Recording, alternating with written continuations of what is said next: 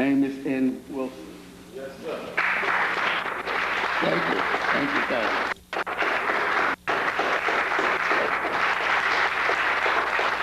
Thank you very much.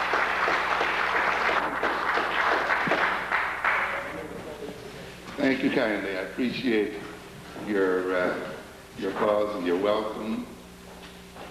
And hope I did not have you waiting too long here. So I was going down the wrong direction. I'd have to sort of remind my good brother that the address is 838 East 165th Street, right? Instead of 838 Prospect Avenue. So I was headed in the right direction instinctually. I noticed neighborhood, and then I saw numbers, and I went back the other way. So then I had to come back across again. So yeah, so I noticed it is 838, but the 838 was for 165th Street. Well, I won't hold you too much here this evening, but I'm sorry we don't have a lectern, huh? No? Okay. I'm sort of more used to sort of standing, and I think,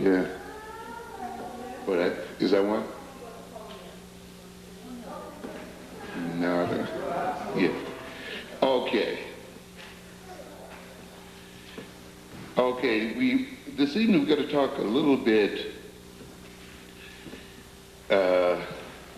not so much directly about the mind as I'd like to, because to be honest with you, I'm sort of in the middle of trying to complete the final lecture in the upcoming book of lectures, Blueprint for Black Power. And often it's difficult when you're really concentrating and writing to sort of pull yourself out of a mode of thought and sort of move directly into another, particularly rapidly. Even though I think the things I will talk about today will have some relevance. Of course, whenever we talk about man, we talk about mind, and of course when we talk about ourselves, we talk about minds that have been transformed by our experience. I'm going to talk today a bit about what I call assimilationist fantasies, multiculturalism, racial harmony, and the future of the African American community. Thank you. Thank you very much. Mm-hmm. I see Brother yourself is here, and I had the good luck of being with him last Sunday. He'll hear a little bit of what he heard last Sunday out at the African Portrait Theater when we talked a good deal about awakening the natural genius of black children, and where we talked a bit about fantasies. I'm going to continue to talk a little bit about that today. I tried to demonstrate in last week's lecture at the African Portrait Theater that to a good extent we are subject to several types of fantasies that have prevented us from seeing reality and from dealing with reality.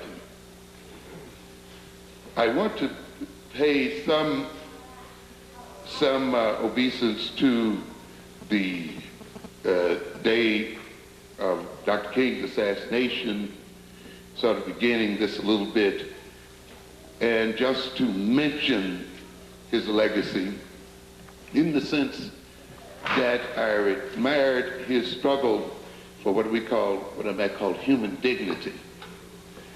While there are those of us who may certainly not be in line with some of his ideological stances, I don't think we would disagree over the fact that he struggled mightily for the dignity of African people and for African American people in this country today.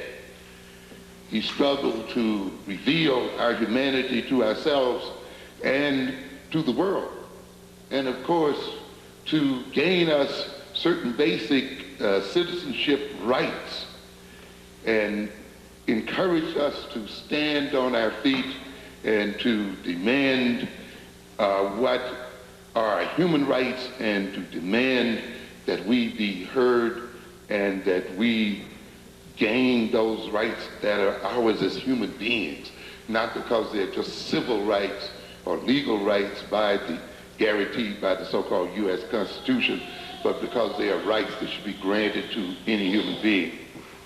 The thing that I admire most about Dr. King, of course, is that he had the courage of his convictions. Regardless as to whether we may agree or disagree with the ideology or not, I think again we must admire the fact that here is a man who put his life on the line for what he believed. It is easy for those of us who may not agree to hide out and to talk in safe places. But the reality and the moment of truth occurs when we're willing to confront dangers and other things to try to realize our convictions. Those of us who have different ideologies from that of King then must take courage from his example, and we must then demonstrate the courage of our convictions. All too often we hear people talking about Malcolm X making some kind of change or toward the end of his life. We also get a similar bit of information about Martin Luther King. As a matter of fact, I've seen some of the later speeches that we don't hear much of that indicate very clearly that Dr. King was arriving at what I perceive as a more realistic view of the nature of this nation and the nature of this world, and perhaps again was ready to enter into a new phase of activity and to perhaps change the ideology a bit and to move toward economic and political development based more on a sense of African identity. The thing, though, that I'm mainly concerned with, though, is many of people who took from King's philosophy an ideology that I call a fantasy, what I've called the assimilationist fantasy. To a good degree, you can see the response to Dr. King's speech in Washington indicative of the fact that he spoke to a collective fantasy, a set of dreams by our people at that time. One of the measures of fantasies is when you find a leader who is charismatic, not only because he may speak well or she may speak well or has an oratorical style, but because they articulate something in the hearts and minds of the masses of the people. And the response of African Americans to King's famous speech would indicate that he articulated a fantasy that was shared by a large percentage of our population. This fantasy I've referred to as a compensatory fantasy, a fantasy that seeks to compensate for the injuries done to our collective egos as African people. We tend to think of children as being involved a great deal in fantasy, but we must recognize that fantasies are things that are with us throughout our lives, and that we, even as adults, are guided by very powerful fantasies. As I indicated before, although there are a number of types of fantasies and a number of ways fantasies serve us both positively and negatively, we are primarily concerned with what I call the compensatory fantasies, because I believe that these types of fantasies retard our growth and destroy our genius as African people. I've indicated that fantasies are perceived as what we call ego defense mechanisms in psychology. That is the means by which we try to defend ourselves against disappointment, against failure, against threat, against stress, anxiety, and fear. These emotions are highly upsetting and unpleasant, and certainly we try to bring them to an end as soon as we possibly can. We have mental means by which we try to reduce their intensity or to eliminate them, period. Some of the methods we use are methods that rely on the distortion of reality, of the denial of reality, of deceiving ourselves, or lying to ourselves, or backing back or retreating into our imagination and into dreamland, imagining the world to be what it is not, living under the influence of wishful thinking and hope, which will not see reality. This is what we mean when we talk about defense mechanisms. Defense mechanisms are designed to massage our egos and to reduce the pain of our egos, but not to solve the problems which cause the pain to our egos and ourselves as people. Which means then, while we may feel no pain, the disease that is destroying us will continue to eat us alive. And ultimately, we may suffer death and damnation, even though we might feel good to ourselves. Many of the remedies that we see in the drugstores and other areas are what we call pain relievers or symptomatic pain relievers. They relieve the symptoms of disease without curing the disease itself. And to a great extent then, ego defense mechanisms are pain relievers. They soothe us, but the disease and the problems that are the cause of our pain continues and ultimately may destroy us. Fantasies then are one of the major means by which we soothe our egos and the means by which we relieve our pain. We readily use ego mechanisms such as fantasies because they conveniently and often effectively soften our failures and reduce conflicting thoughts and feelings and emotions and so forth. They alleviate anxiety, and they help us to maintain our feelings of competence and worth. But as I've indicated earlier, reality continues to be what it is. I argued then in our last lecture at the African Portrait Theater that to a great extent, I believe many of our people responded to the articulations of Dr. King, particularly the ones where he talked about our assimilation with white folk. When he talked about little white boys and black boys holding hands and those other fantasies, I think he spoke then to our own collective fantasies, where we assumed that we could get over our pain as a people by merging with our enemies. We, like abused children,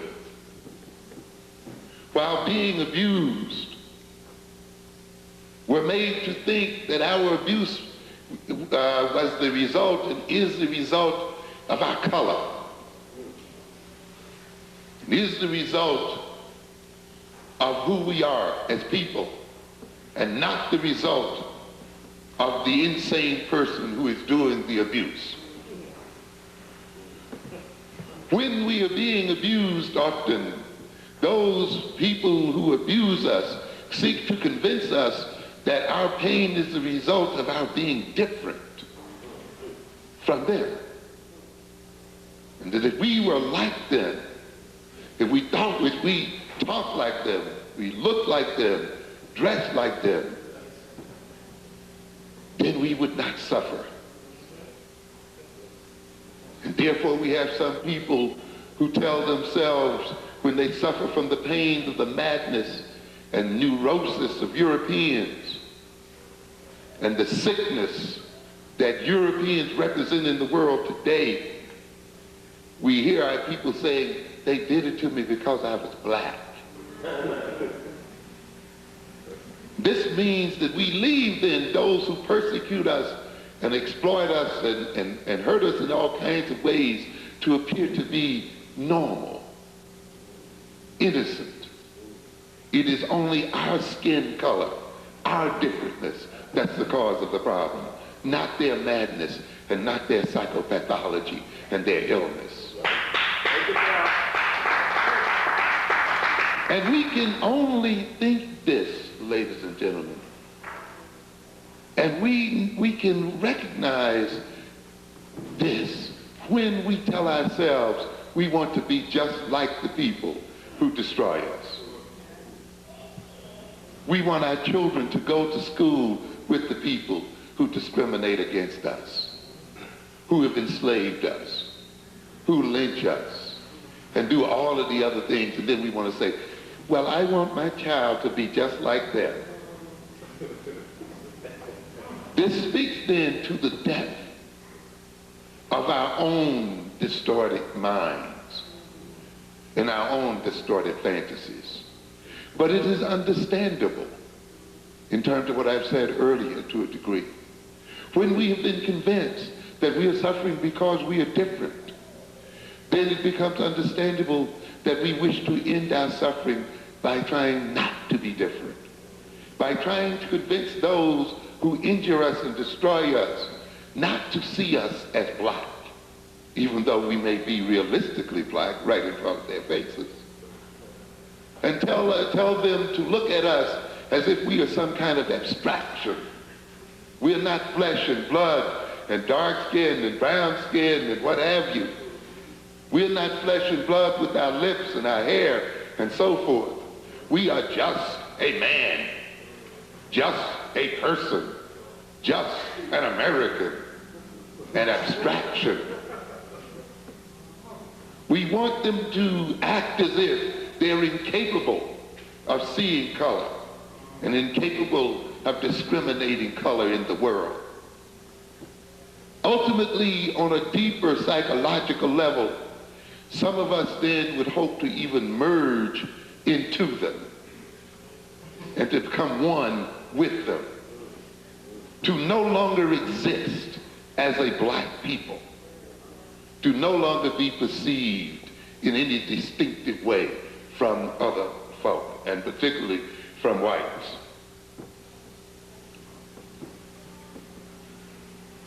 We, in a sense then, in our pain, wish to become invisible and to commit biological and psychological suicide,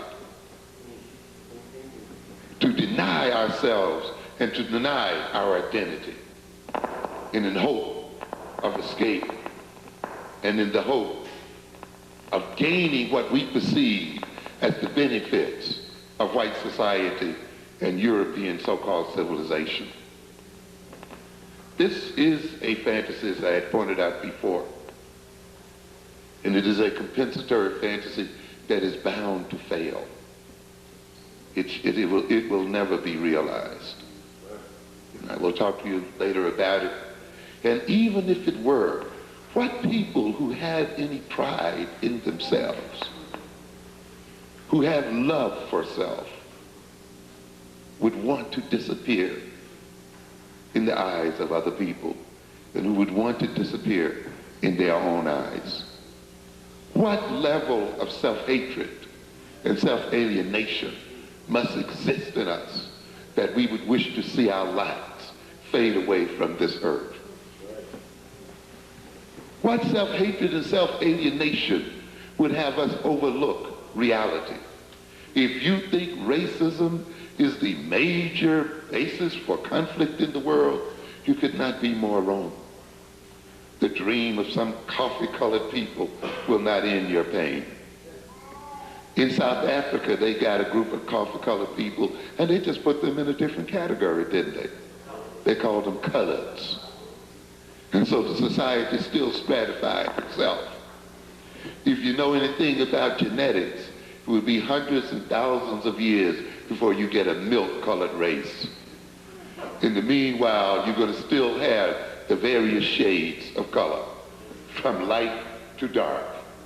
And knowing mankind, he will use those shades as a basis for establishing domination.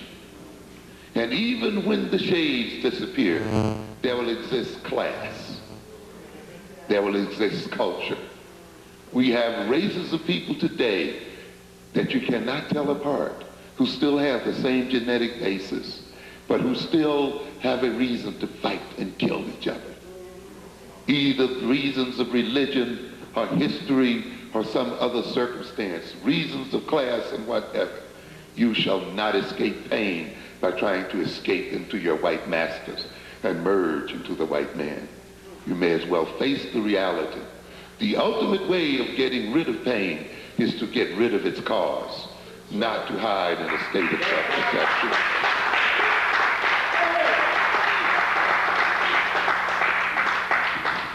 Fantasy is present when the individual or group responds emotionally to ideas, values, and ideologies in ways which endanger his or its well-being and future survival. I'm trying to kind of give you a few measures of when you can tell when a person is caught up in a psychopathological fantasy. You see, when the individual responds emotionally and vigorously to ideas and to concepts and values and ideologies, which, if pursued, places the individual in danger, places their very survival in question, then you know that you're dealing with an individual who has been taken over and possessed by a fantasy. And therefore you have to look at people and their ideologies and look at what place their ideology puts them and judge their ideology against the reality of their circumstances. This is the kind of thing we deal with, the psychologists, every day. With people who come in filled with fantasies and beliefs, attached tenaciously to ideologies and hopes, and yet those fantasies, beliefs, ideologies, and hopes are depressing them, destroying their families, making it impossible for them to love, make it impossible for them to realize themselves and to achieve what their potentialities would allow them to achieve, were they not caught up in curious games, caught up in ideologies and fantasies that ultimately lead many to engage in self-destructive behavior, in various types of addictions, leads them to engage in behaviors that hurt and destroy other people, as well as hurt and destroy themselves. To a great extent, what we call neuroses in psychology is more starkly described as stupidity, where the person continues to hold on to ideas even though they get hurt over and over and over again, where on a certain level you wonder why they can see that the beliefs are not advancing their interests but actually working against their interests, and yet they continue to persist to the point sometimes of destruction or the destruction of others. So we not only recognize then that individuals can have these kinds of fantasies that send them to psychiatrists and psychologists and ministers and other people, but people also can be in the throes of collective fantasies that place themselves as a people in danger and places their very life as a people in question. And believe me, ladies and gentlemen, African people the world over, African American people's lives are in question today. And the survival of African people on this globe is a serious question at this moment. If you do not believe this, then chances are you too are wrapped up in a fantasy that has cut you off from the reality of what is going on in the world. We recognize that a fantasy is present then when the subject of that fantasy ultimately believes in ideas which are obviously contradicted by reality, facts, and events. The hallmark of normality and the very foundation of being able to survive is being able to know what is real from the unreal, and being able to base one's behavior on reality, and to test one's beliefs and ideas against reality, and to readjust one's beliefs and ideas in terms of the information one gets from reality.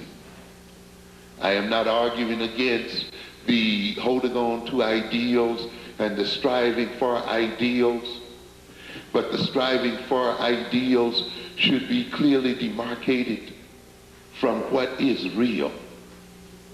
And one then should not confuse the ideals for which one strives with what is in reality. For when that occurs, then one is subject to serious injury, psychologically, if not physically. Many of our people then caught up in the ideology of assimilationism have misread reality and projected a type of stupidity that is appalling, that will ultimately place us in jeopardy of our lives as people. As I said earlier, this is somewhat understanding because we have a name for this kind of phenomenon in psychology too. We call it identification with the aggressor. Love for the aggressor. Isn't it intriguing to ask why, after these centuries of enslavement, these centuries of Jim Crowism, racial discrimination, lynching, these centuries of unrelenting violence against our people physically and psychologically, these centuries of injustice and every other thing you can talk about, why is it that black folk want to be just like white folk? Why we see our ultimate goal as that of living with these people who cause us so much pain, of sending our children to school with them, of seeing their love as the final verification of our manhood and womanhood and personhood as a people. Isn't it amazing that after all of this suffering, we do not see ourselves as concretely existing and as being real and whole human beings until we are perceived and recognized by white folk? Love for the aggressor. An interesting phenomenon in psychology. We see it, and we saw it in the Jewish concentration camps, where many Jews and certain Jews walked around in the concentration camps with Nazi armbands on,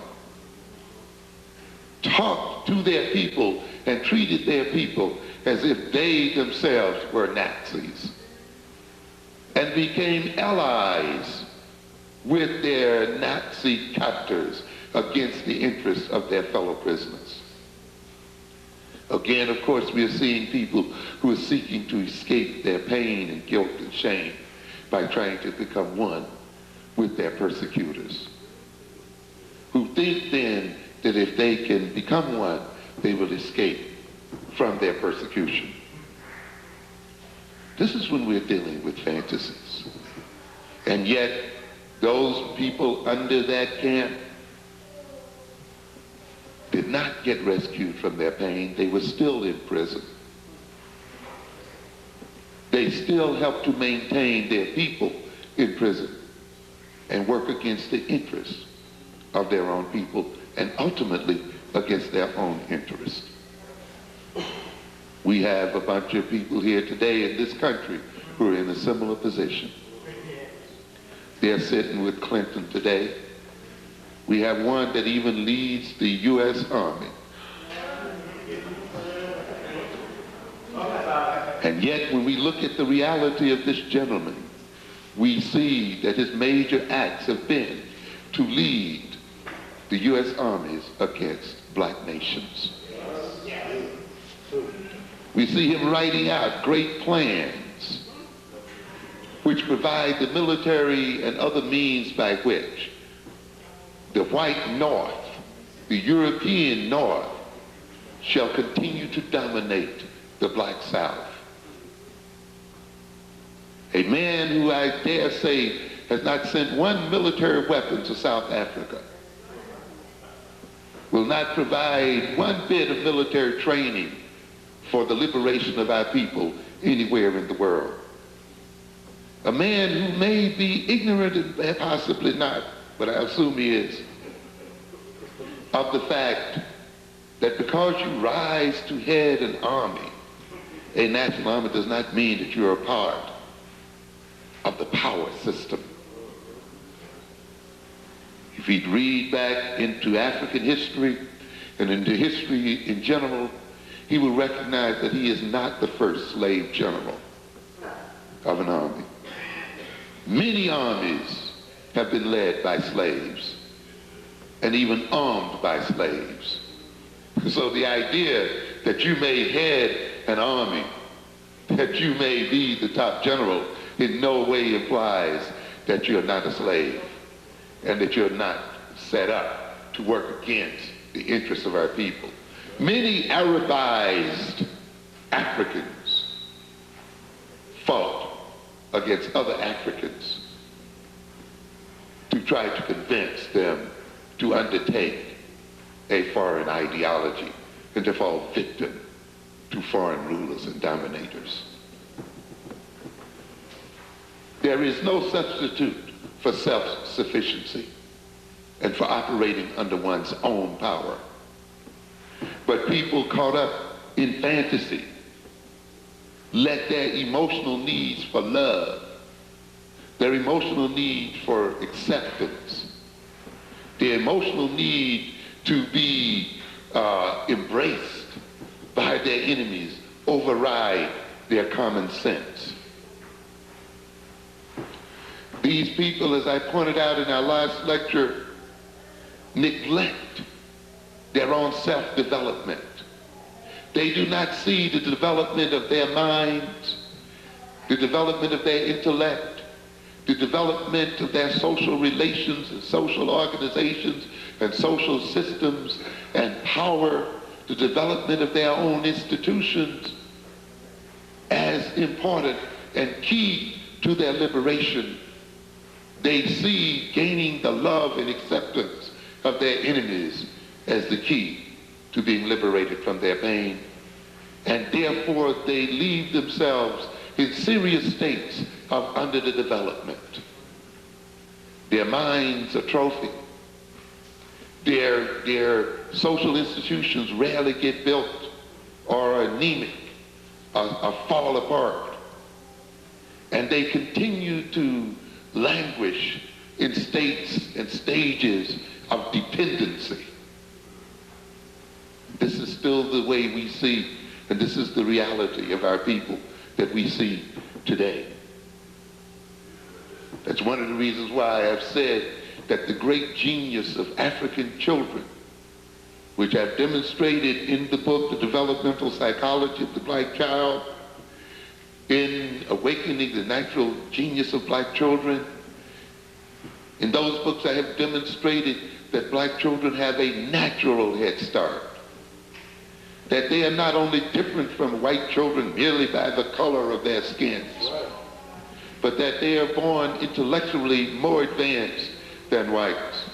That they have greater natural capacities for learning in their childhood than whites. But these differences are overlooked. These intellectual potentialities are unfed and unmet and undeveloped by people whose whose minds are overridden by an emotional attachment to their enemies, who wish to deliver these children over to their enemies, even though their enemies have told them time and time again that they hate the very sight of them. That's right, brother. That they do not even want them to live next door. And they wish that they were not even existent in the world today. But we insist on placing them under the instruction of these people, and then we are surprised as to why they do not learn, and as to why they come out and destroy themselves in the thousands of ways that we see them do every day, time after time. But you see, people who want to merge, who want to lose themselves in their enemies, do not want anything black to stand up, because it would remind them of their separateness. So no matter how good a black school would be, they don't want it to exist, because they want to rid themselves of their blackness, which they think is the cause of their problem. No matter how much you talk about black economic development, they don't want that to exist, because they call that self-segregation. And they see the worst thing that could happen to them is to be separated from their white masters. And we see a people then constantly engaged in self-denial. But reality begins to creep in. Let's look at this generation after the assimilationist fantasies possessed our minds. Not that it does not still continue to possess many of our minds today. And what have we recognized as a people who try to turn fantasy into reality, who permitted our fantasies to blind us to reality? What have we arrived at today as a people? Have we achieved merger with our enemies? Do they not any longer see us as black people, as various types of stereotypes? Are we yet not now more segregated in the inner cities than we were before? Are we not now more segregated in our schools than we were before? Are we not now more unemployed than we were before? Are we not now populating the prisons of America much more than we were before? Are we not now much more addicted to drugs and various other injurious habits than we were before? Are we now not more subject to racial strife than we were before? Is not criminality rampant in our neighborhoods? Are not our children not learning as much as they did before? What did that fantasy gain us? What did this striving for merger with our enemies gain us? Some of us then have started to come a bit to reality. We recognize then, some 40 years almost after the 1954 Supreme Court decision, that the largest percentage of us are no better off, and many of us are worse off than we were at that time. After a generation of assimilationist fantasies, we find ourselves as a people without an educational agenda, still stumbling around trying to find out the best methods for educating our children, still struggling with concepts of African-centered education, multicultural education, integrated education, Head Start, and all the other nefarious and multitudes of programs and projects and titles and entitlements that have only left us confused and basically ignorant and left our problems unresolved. After a generation of assimilationist fantasies, we find ourselves without a cultural agenda. Who are we? Where are we? Where are we going? Where did we come from? After a generation of assimilationist fantasies, we find ourselves without an economic agenda, suffering economically. And I'm going to come back to this in a minute, because the economic situation of African people in the world today is alarming and will soon get worse. Oh yeah, there's some of you out there can point to a few Negroes who've made it up. You know, a part of fantasy is to believe in fairy tales. And one of the standard endings of fairy tales is, and they live happily ever after. So that was this great fantasy, a part of the assimilationist fantasy that said, you know, once we integrate with white folk, and once we go to school with them, and once we break down the barriers to employment and all this other kind of stuff, we will live happily ever after.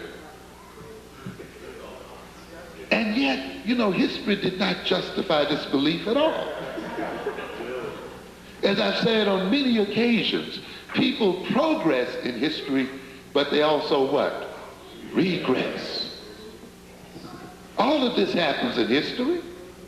People may integrate in history, but they also do what? Disintegrate in history as well.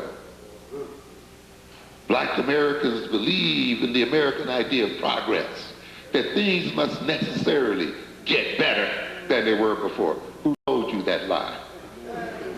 There is no law in the universe that promises any individual or any people that things necessarily get better than they were before. We've seen nations and peoples and civilizations do what? Rise, mature, and what? Fall. We've seen literally races and ethnic groups disappear from the face of this earth. We can witness on this very continent the near decimation of the Native American. We can look at our own history, the history of the Reconstruction era, the history of the 1870s and 1880s, when blacks could vote, when blacks were elected to Senate, when blacks were elected to Congress, when blacks were parts of state legislatures, when blacks were sheriffs, when blacks headed corporations, when blacks had strong civil rights legislation. And yet, all of this was taken from us. And it took literally 100 years for black people to get the same thing back. If the law says that progress is the only thing that happened in the world, then we should not have been struggling for voting rights in the 1960s, because we had them in the 1870s. You see, we should not have been struggling for civil rights and the other things in the 1960s and 70s. We had them in the late 1860s and 70s. So our own history refutes the idea then that people live happily ever after, and that once they achieve a particular status and position in society, they are destined to maintain that position and only to go higher. We failed to learn a lesson then, as we are failing to learn the lesson now. We failed to learn the fact that laws do not protect anyone, that laws are not sacred, that laws are merely rules laid down by people who are strong enough to enforce them. And they're laid down to maintain their interests as a people against other people. And that they will make and unmake laws when it suits their interests to do so. And yet we have a bunch of black people who sit around here thinking that because they have civil rights laws on the books, because the Supreme Court ruled in their favor at one point, because they have some other kinds of human rights organizations, that they now are protected. The law is no stronger than its enforcement. And when the enforcement of the law is left in the hands of other people, then those people, when they choose not to enforce the law, can jeopardize us as a people. Or when they choose, can reverse the law. Look at this, what is happening today with the New York Post. At one point, Murdoch is told that he has to sell the New York Post because it is against the law for a person to own two major communications media in the same market. He could not own Channel 5 and be a major person in the Fox network and own the New York Post simultaneously. He had to let one go, so he let the Post go. And now what do we hear? The very governor himself and other people who even made the law now saying that they will do what? Sweep the law aside. Why?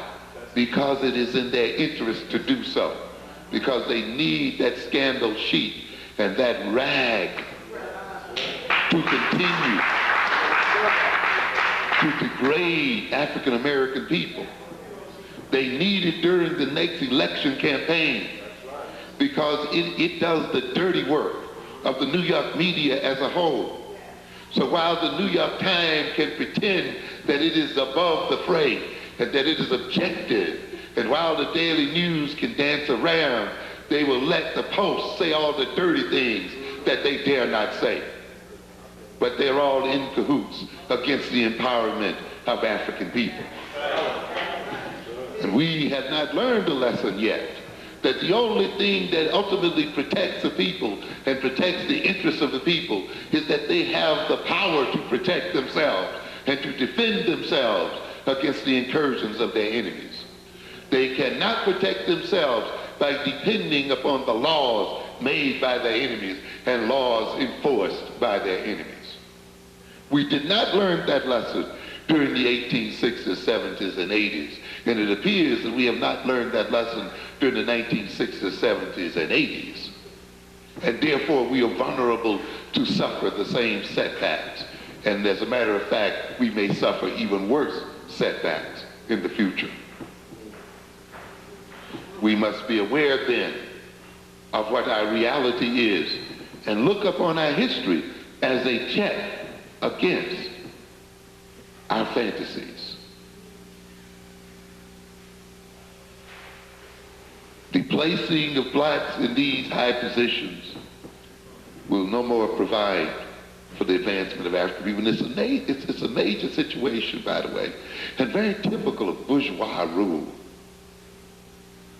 To get the average person and to get the masses to believe that their own individual advancement represents an advancement for the race. Yeah. So their promotion to particular positions means, ain't we moved forward in the world? And yet I ask people basic questions. How many nickels have the advancement of many of our bourgeois people put in your pocket? How much has the average black man and woman and the quality of life for the masses of African people been improved by the movement of one black person or 10 black persons from one good job to another? We are supposed somehow to live through these people vicariously while we starve on these streets and we go unsalaried and unemployed. And we are to believe then that the advancement of some few of us represents the advancement of the rest of us. But let's check this fantasy against reality. And we can almost see a direct relationship between the number of black elected officials and the suffering of African people. As I pointed out before, we've lamented the death of Thurgood Marshall, but I find it interesting that he got more out of the Supreme Court while he was a lawyer than when he was a justice sitting on the bench.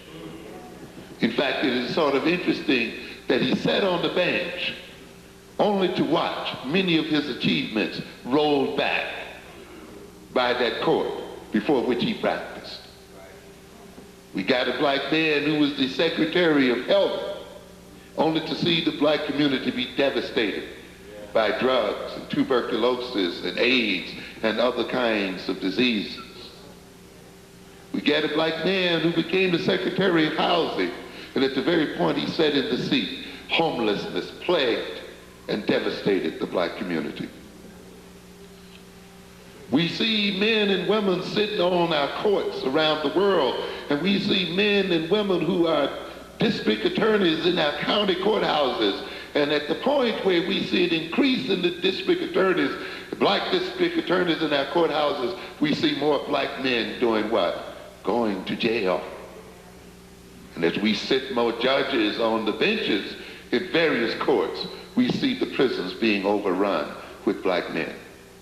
Where is this promise then that sitting our black bourgeoisie on the courts of these cities and counties, that putting our black bourgeoisie on the seats of the U.S. Supreme Court would somehow reduce the nature of crime in our communities?